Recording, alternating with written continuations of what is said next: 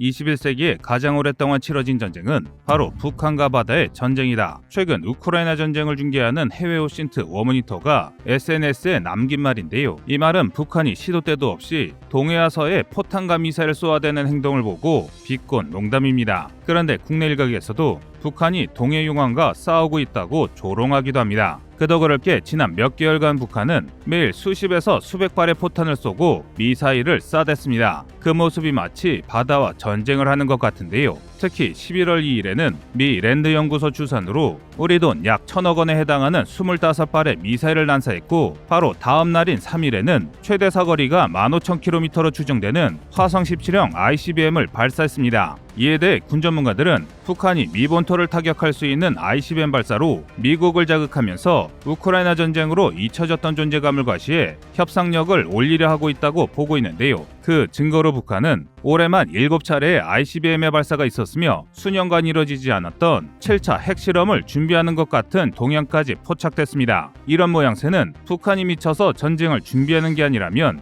핵 보유와 정권 유지를 조건으로 미국과 협상하기 위해 승부수를 띄었다고 봐야 합니다. 그런데 그건 어디까지나 북한의 입장입니다. 우리 대한민국의 입장에서는 지금 북한의 행동은 지극히 무례하고 예의 없는 행동입니다. 한국이 선의를 갖고 제안한 평화회담의 결과물인 9.19 합의를 정면으로 위배하는 것은 물론 아예 한국을 협상 상대로 취급도 안 한다는 뜻이기 때문입니다. 하지만 그런 북한의 뜻과 달리 현재 한국은 미국과 공동 대우를 갖춰 북의 도발에 강력하게 맞서고 있습니다. 지난 2일 미국 국방부 청사에서 한미 국방장관은 한미 군사협력을 논하는 핵심 행사인 제54차 한미 안보협의회의 SCM에서 김정은 정권의 종말을 처음 언급했습니다. 이는 미국이 북한의 협박에 굴하지 않고 한국도 미국과 함께 강경 대응에 나서겠다는 것을 시사한 겁니다. 그러나 이런 모습을 보고 불안해하시는 국민들이 많습니다. 혹시 서울에 핵폭탄이 떨어지는 것은 아닌지, 민족 상잔의 비극이 또다시 반복되는 건 아닌지 걱정하시는 건데요. 그래서 준비했습니다. 오늘은 북핵 도발에 한국이 강경하게 맞서야 하는 이유에 대해 알려드리겠습니다.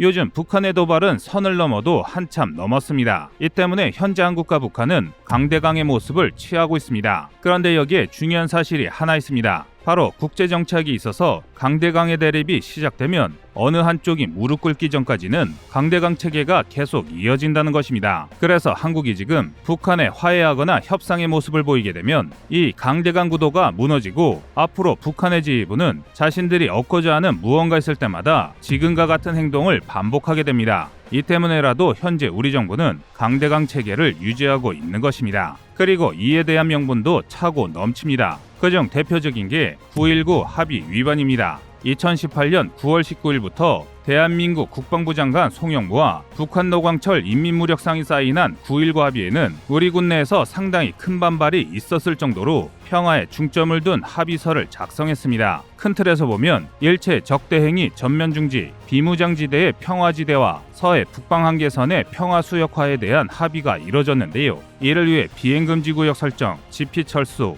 군사분계선 인근 군사훈련의 중지가 이뤄졌습니다. 그리고 이 조치들에는 대한민국은 북한을 선제 공격하지 않겠다는 배려와 양보가 포함되어 있습니다. 사실 이 합의가 발표되자마자 국내 언론사들과 당시 야당이 불같이 일었는데요. 그도 그럴 게 이 모든 조항이 우리에게 큰 손해이기 때문입니다. 먼저 비행금지구역 설정은 남북이 각자 20km 비행금지구역을 설정하고 고정익 항공기를 보내지 않기로 협약한 겁니다. 뿐만 아니라 군사분계선을 기준으로 했을 때 헬기 등 회전익 항공기는 10km, 무인기는 서부 10km에 동부 15km이고 기구는 25km 등 모든 군용기의 군사분계선 접근이 차단됐습니다. 이는 항공력이 우위에 있는 대한민국에게 굉장히 불리한 조건이었습니다. 또 군사분계선 바로 이남에서 작전을 할 때에 비해 북한의 적정을 관찰하는 게 굉장히 어려워졌기 때문입니다. 뿐만 아니라 지피 철수 역시 문제가 됐습니다. 남북은 서로 간의 거리가 1km 이하인 지피를 철수하기로 했고 그 과정에서 우리 군은 우리 측 지피를 완전히 폭파했습니다. 그러나 북한은 이를 제대로 수행하지 않았습니다. 지피가 생겨난 원인이 북한이 비무장지대에 무단 침입해 방어선을 확장한 게 계기였다는 걸 생각하면 참 어이없는 일입니다.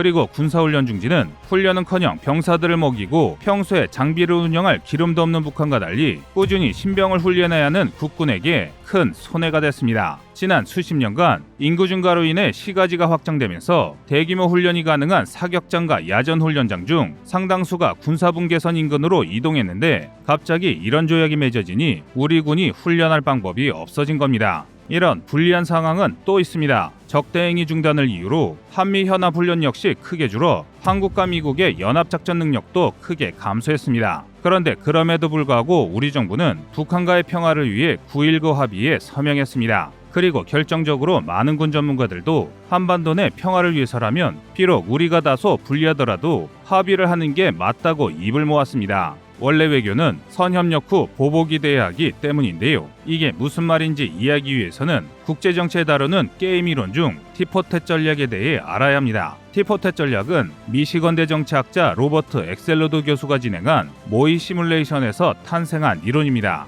구체적으로는 무조건 협력하는 AI, 무조건 배신하는 AI, 항상 먼저 배신하지만 불리할 때 협력하는 AI, 항상 협력으로 시작하지만 배신당하면 복수하는 AI 등 여러 AI를 두고 시뮬레이션을 진행해 누가 가장 큰 이익을 얻는지 테스트한 겁니다. 그리고 이 테스트에서 항상 승리를 거머쥔 것은 티포텟이라는 프로그램이었습니다. 티포텟의 판단 구조는 다음과 같은데요. 먼저 항상 협력합니다. 상대가 배신을 밥 먹듯이 한다는 게 알려져 있더라도 상대를 의심하지 않고 무조건 협력을 하는 겁니다. 얼핏 보면 좀 호구 같아 보이는데요. 그런데 아닙니다. 만약 상대가 티포텟을 배신한다면 티포텟 역시 상대를 배신합니다. 즉 이에는 이, 눈에는 눈인 건데요. 이렇게 배신하는 상대를 두들기다 보면 상대는 티포텟이 만만치 않다는 걸 깨닫고 배신 대신 협력을 선택합니다. 이때 티포텟은 다시 협력을 선택합니다. 악감정이나 상대에 대한 의심은 제쳐두고 최선의 이익을 추구하는 건데요. 그런데 놀랍게도 지난 수십 년 동안 국제정치에서 이 티포텟보다 나은 전략은 아직 발견되지 않았습니다. 따라서 우리 정부가 9.19 합의를 통해 손실을 감수하고 평화를 위한 협력을 제안한 건 충분히 납득할 수 있는 일입니다.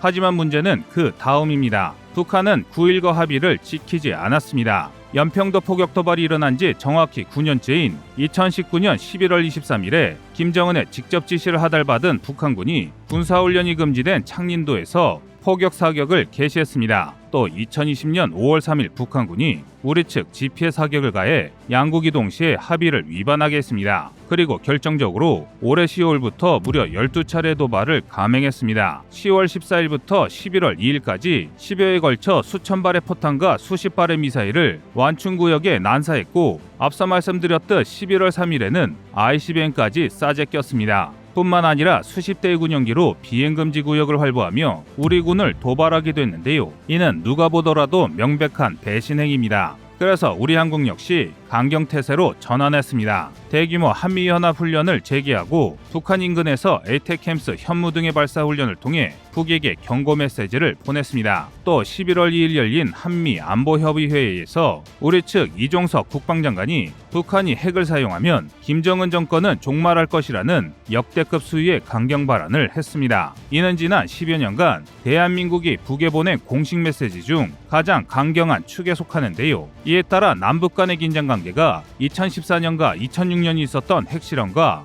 2010년 있었던 연평도 도발 당시의 전쟁 위기 수준으로 크게 악화됐습니다. 그런데 이런 모습을 보고 정말 전쟁이 나는 것 아니냐며 한국이 수교해야 한다는 분들이 계십니다. 우리도 한미연합훈련으로 북한을 위협했으니 대화로 풀어야 한다는 건데요. 물론 평화를 위한 이런 주장은 충분히 납득이 가는 말들입니다. 하지만 그래서는 안 됩니다. 바로 중국과 러시아 때문인데요. 지난 수개월간 북한이 벌인 군사행동은 명백한 이상징후입니다. 물론 이런 이상징후가 북한이 본격적으로 전쟁 준비를 한다는 것은 아닙니다. 지금 북한이 하고 있는 도발은 북한의 단독 역량으로 절대 할 수 없는 일이기 때문입니다. 국제정치학으로 봤을 때 북한은 명백한 실패국가입니다. 실패국가 또는 파탄국가로 불리는 나라들은 부정부패와 비효율적인 관료와 사법체계로 국정이 엉망으로 운영되어 경제가 완전히 무너지고 범죄가 판을 치는 나라입니다. 그리고 이 기준으로 봤을 때 3대 세습과 무리한 핵개발로 국제사회의 제재를 받고 있는 북한은 그야말로 실패국가의 전형적인 모습을 보입니다. 짧게는 2006년 핵실험 이후부터 길게는 1991년 소련 멸망과 1995년부터 5년간 있었던 고난의 행군까지 북한은 거의 20-30년 동안 세계와 단절됐습니다. 심지어 2003년 조지 부시 대통령이 대량 살상 무기 확산을 방지하기 위해서 난한 확산방지 구상 PSI에 따른 적극적인 해상 봉쇄와 2016년 1월 6일 4차 핵실험 이후 적용된 세컨더리 보이콧으로 상황이 더욱 악화됐는데요. 그 결과 현재 북한은 중국과 러시아를 통한 석탄 수출과 저임금으로 노동자를 수출하는 것으로 겨우 연명하고 있습니다. 그런데 그런 북한이 하루에 1,000억 원어치 미사일을 쓰고 수백 대의 군용 차량과 항공기를 일시에 운영했습니다. 이건 평소 북한이었다면 하고 싶어도 할 수 없는 일입니다. 그래서 전문가들은 북한의 배후로 중국과 러시아를 지목하고 있는 것입니다. 어떻게든 대만 문제에서 한국이 대만에 신경 쓰지 못하도록 만들고 싶은 중국과 한국이 동유럽 국가들에게 첨단 무기를 판매하는 것을 막기 위해 러시아가 힘을 합쳐 북한을 밀어줬다는 건데요. 실제로 지난 11월 2일 러시아 언론 모스크바 타임즈에 따르면 러시아는 국제제재를 무시하고 북한과 철도 무역을 재개하기로 결정했습니다. 그리고 같은 날 미국은 러시아가 북한으로부터 다량의 포탄을 구매했다는 사실을 국제사회에 밝혔습니다. 뿐만 아니라 포탄 판매에 대한 대가로 김정은이 개인적으로 구매한 종마 30마리를 비롯한 다량의 물자가 북한에 공급됐다고 하는데요. 이는 북한 문제가 남북만의 문제가 아니라 러중과 미국의 세계 패권 다툼에 대리전으로 발전했다는 것을 보여주는 명백한 증거들입니다. 그러니까 이제 한국이 북한에 보이는 호의는 대한민국의 안보 보장에 큰 도움이 되지 않습니다. 우리가 아무리 잘해줘봐야 중국과 러시아에게 목줄이 잡힌 북한은 어떻게든 미국을 자극하기 위해서라도 한국을 계속 도발할 것이기 때문입니다. 그렇다고 이런 모습에 지레 겁먹고 미리 미군을 쫓아낼 수도 없습니다. 그 이유는 바로 중국 때문입니다. 2000년대 초반 한국은 자주국방에 대한 첫 논의가 이뤄진 이래로 20년 동안 우리 군은 비약적인 성장을 했지만 아직 완벽한 자주국방 역량을 확보하지 못했습니다. 10년만 더 준비한다면 감시정찰 자산 같은 최첨단 자산까지 국산할 수 있겠지만 아직은 부족한 점이 많은 게 사실입니다. 반면 우리가 상대할 중국은 막대한 자본을 이용해 지난 20년간 미국조차 위협할 수 있을 정도로 막강한 군대를 키웠습니다. 뻥스펙 장비라는 비판이 있으나 한국이 홀로 중국과 맞섰다가는 압도적으로 이기기에는 무리가 있는 게 사실이고 만약 제대로 방어를 잘했더라도 국가 붕괴에 준하는 큰 피해를 감수해야 합니다. 그런데 미군이 한반도에 배치되어 있으면 이야기는 달라집니다. 즉 아직까지는 미운하고 온한 미군이 꼭 필요한 상황이란 것이죠. 그러므로 지금 한국은 북한에게 대화의 손길을 내밀 게 아니라 회초리를 들어야 할 때란 뜻입니다. 그리고 이를 통해 북한과 그 뒤에 있는 중국과 러시아에게 한국을 건드리면 호되게 당할 것이라는 경고를 줘서 전쟁이라는 오판을 하지 않도록 압력을 가해야 합니다. 그런데 이렇게 강력한 압박을 주기 위해서는